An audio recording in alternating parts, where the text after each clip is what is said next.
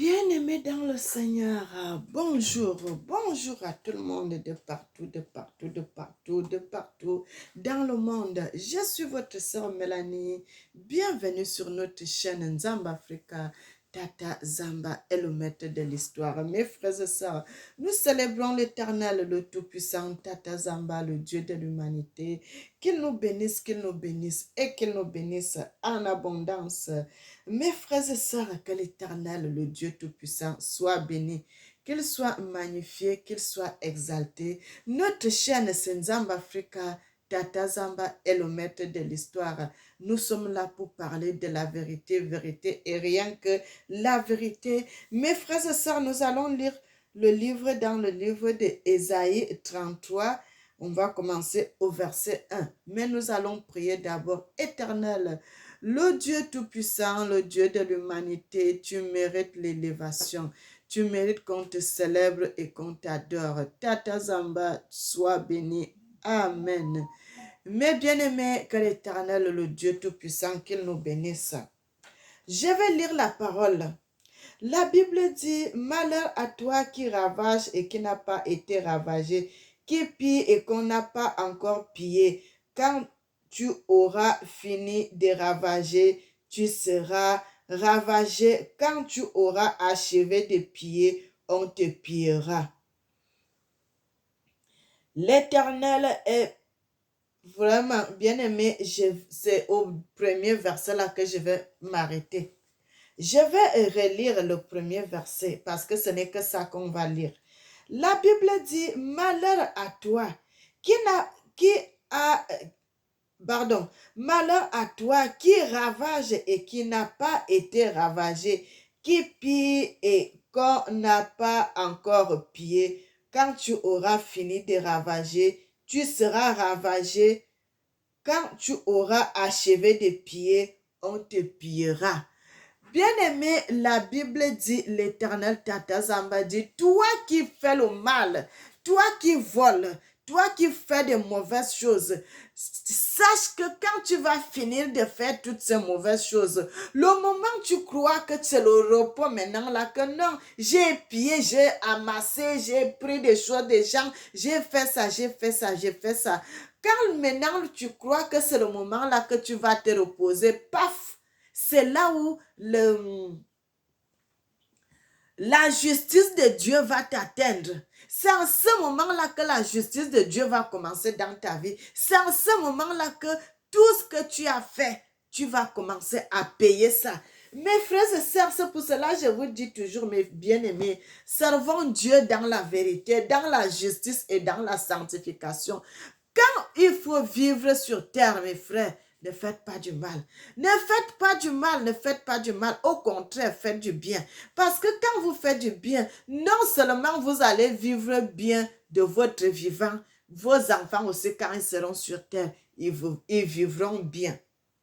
Dans cette vision que je vais vous donner, la révélation là, bien-aimée, c'est pour cela que j'ai lu ce passage-là du livre de Jérémie 33, le verset 1, qui dit, quand vous avez commencé à piller, sachez que vous pillez, vous ravagez, vous faites tout ce que vous faites.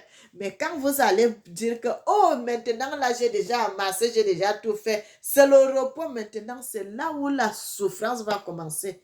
Frère, pourquoi? Parce que quand vous faites le mal, ça va vous atteindre. Ça ne va pas vous laisser. Ça va vous atteindre, mes frères et sœurs. Et la vision que je vais vous donner, mes frères et sœurs. Bien-aimés, vous savez, il y a des choses où on a même pitié. Parce que vous savez, au milieu de ces gens-là, vous allez trouver aussi des gens qui sont bien, qui ne font pas du mal, qui ne cherchent pas des problèmes, qui ne cherchent pas de mauvaises choses, qui ne volent pas, qui ne mentent pas, qui ne sont pas dans de mauvaises choses. Mais le gouvernement, nous, bien-aimés, vous savez que le gouvernement fait beaucoup de choses. Et toutes ces choses-là, ça commence à tomber sur le peuple. Ça commence à tomber sur le peuple. La vision de cette que je suis en train de faire ici, ce n'est pas beaucoup de jours que j'ai eu cette vision que l'Éternel m'avait parlé sur le Rwanda, mes frères et sœurs. L'Éternel m'avait parlé bien clair que le Rwanda va subir une crise économique. Le Rwanda va subir une crise économique. Non seulement le Rwanda va subir une crise économique, et non, vous savez que la crise économique, ça s'accompagne toujours avec la famine dans le pays. Frères et sœurs, avec la famine dans le pays, l'Éternel m'avait parlé de ça. Tout ceci, c'est quoi, mes frères? Quand on dit quand la tête est bénie, tous les membres du corps sont bénis. Mais si la tête est pourrie, frère, tout le corps est pourri. Si le gouvernement est dans il n'y a pas d'argent, tout le peuple aussi sera sans argent. Parce que quand les gens travaillent, ceux qui sont au ministère, ceux qui sont des avocats, ceux qui sont des juges, ceux qui sont des enseignants et tout, si le gouvernement n'a pas d'argent pour payer, les gens là aussi n'auront pas l'argent pour aller rationner leurs femmes à la maison, envoyer les enfants à l'école, faire vivre. Vous allez voir les chauffeurs, ils n'ont plus de travail parce que les enseignants, ils ne peuvent plus prendre la voiture parce qu'ils n'ont pas d'argent pour payer. Vous allez aussi voir les taximens, ils n'ont pas l'argent parce qu'ils n'ont plus de clients. Vous allez voir les machines d'essence, ça ne travaille pas aussi, ça n'a pas d'argent parce que si les chauffeurs ne travaillent pas, les taximens ne travaillent pas, ils n'auront pas l'argent pour aller acheter l'essence. Et c'est comme ça que la faillite, la famine, la misère, les enfants à la maison ne vont pas manger, la femme ne va pas aller au marché. Et il y a des... Tout va se gâter. Bien-aimés, servons Dieu dans la vérité. La Bible nous dit, David a dit, je n'ai jamais vu le juste souffrir, ni sa postérité mendiant son pain. La Bible nous dit encore dans le livre de Psaume 37, fais de l'Éternel tes délices et il te donnera ce que ton cœur désire. Recommande ton sort à l'Éternel, mets en lui ta confiance et il agira. Bien aimé, la plupart de nos présidents en Afrique, comme on leur pose les conditions, pour que tu deviennes président, il faut que tu sois soit dans la franc-maçonnerie, soit dans la Rose-Croix, soit dans tel ou tel organisme de loge. Et ils vont accepter. Et quand ils vont accepter cela, mes frères et sœurs, qu'est-ce qui va se passer? Vous allez voir. Il va commencer et au lieu de travailler pour son peuple, il ne travaille plus pour son peuple. Il commence à travailler pour une autre nation. Et c'est comme ça qu'il va délaisser son peuple. Et vous savez que l'Éternel n'aime pas quand la femme pleure. L'Éternel n'aime pas quand les enfants pleurent. L'Éternel n'aime pas quand les orphelins pleurent. L'Éternel n'aime pas quand la veuve pleure. L'Éternel n'aime pas quand ses enfants pleurent, mes frères et sœurs. Quand l'Éternel voit cela, son cœur est rempli de colère, mes bien-aimés. Et l'Éternel dit aussi dans sa parole, il n'aime pas la personne qui a les pieds rapides pour commettre le mal, pour faire de mauvaises choses, pour aller voler. Tout ce qui est mauvais, l'Éternel n'est pas dedans. Frère, vous voyez quand un gouvernement se comporte de cette façon, qu'est-ce qui va arriver? C'est la colère de Dieu. Bien-aimé, écoutez très bien. Quand vous voyez dans un pays, vous voyez il y a la famine. Frère, ce n'est pas la bénédiction. Ce n'est pas la bénédiction, mes frères et sœurs. Quand vous voyez dans un pays, il y a la famine, sachez que c'est la colère de Dieu. Mais bien aimé, écoutez ça très bien, très bien, très bien. Chaque fois que vous voyez un pays, il est dans la crise économique. Quand un pays est dans la crise économique, quand un pays est dans la famine, bien aimé, ça trouve que la colère de Dieu est descendue sur ce peuple-là. Quand l'Éternel va frapper les dirigeants, tout le peuple va souffrir. Bien aimé, pourquoi l'Éternel fait cela? Pour corriger les autres, pour corriger les hommes politiques, pour corriger les dirigeants.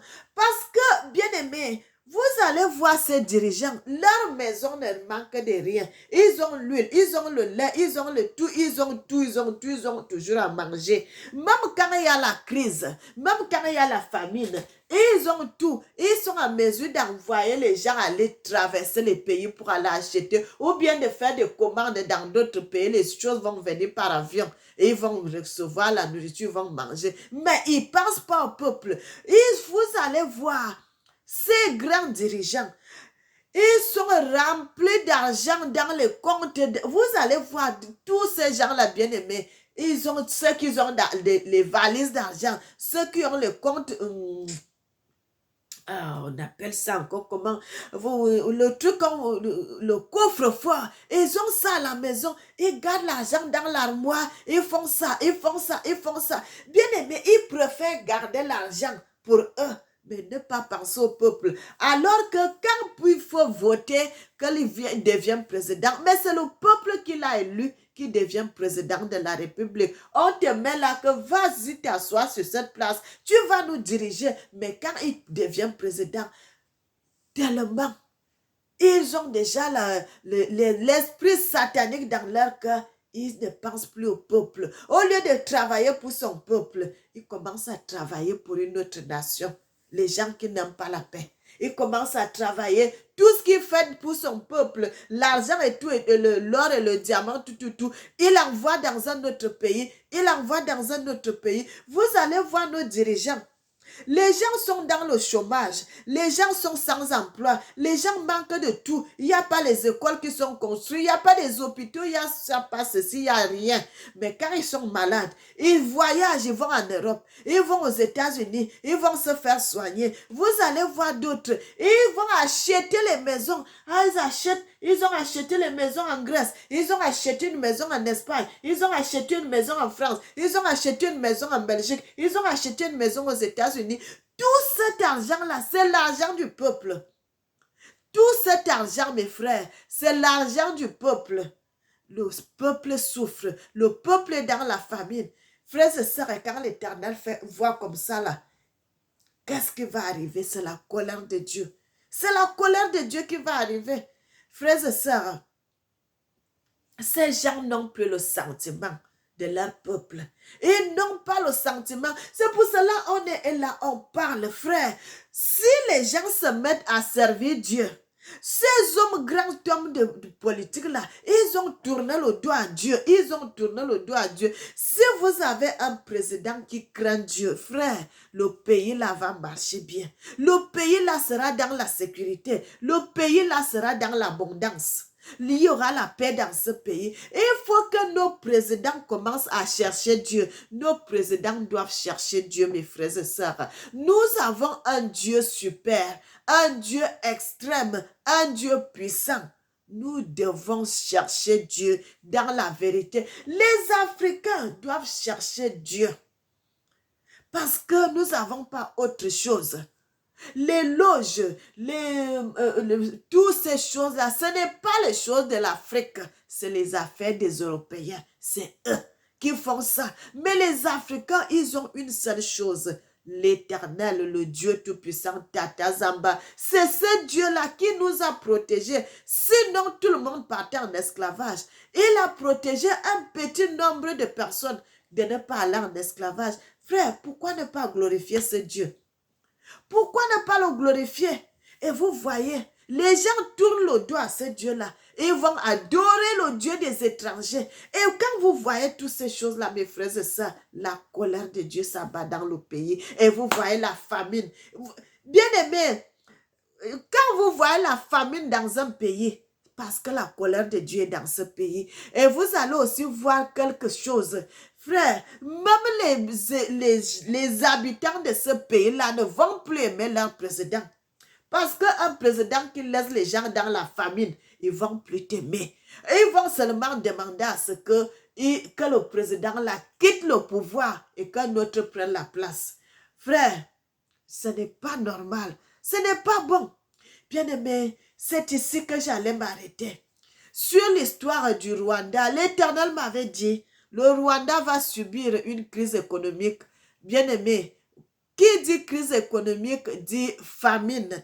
Qui dit crise économique dit famine. Qui dit crise économique dit la misère. Que l'Éternel, le Dieu Tout-Puissant, nous bénisse. Qu'il nous bénisse et qu'il nous bénisse en abondance. Éternel, notre Seigneur et notre Dieu, sois béni, sois exalté. Notre Seigneur, le Dieu Tout-Puissant. Tata Zambaya Congo. Amen. Soyez bénis, mes frères et sœurs. N'oubliez jamais que l'Éternel vous aime. Moi aussi, je vous aime. Et que l'Éternel bénisse l'Afrique. Qui bénisse les Africains et que l'Éternel ait pitié du peuple rwandais. Frères et sœurs, les gens du Rwanda, sachez que l'Éternel vous aime. Que l'Éternel vous aime, mes frères. Si vous allez devant l'Éternel, cherchez la volonté de Dieu. Les autres vont mourir de famine, mais si vous êtes sous l'autorité de l'Éternel, vous n'allez pas mourir de famine. Mes frères, il est temps de chercher Dieu. Il est temps de chercher l'Éternel, le Dieu Tout-Puissant. Sois béni, Seigneur, sois béni et protège le peuple rwandais. Amen.